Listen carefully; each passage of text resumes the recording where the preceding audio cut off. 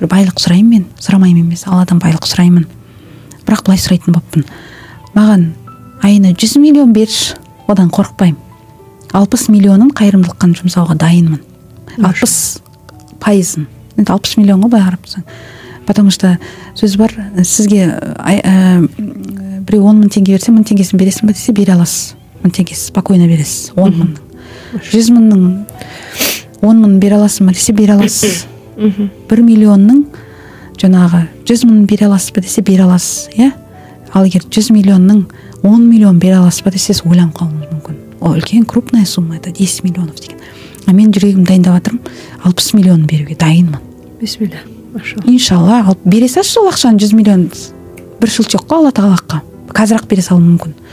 Бірақ байлықты сөйтіп сұрау керек та. Бірақ жаңағы айтам, кейбіреулер айтады, сен заработаешь, жаңағы брендіңді аласың ғой дейді.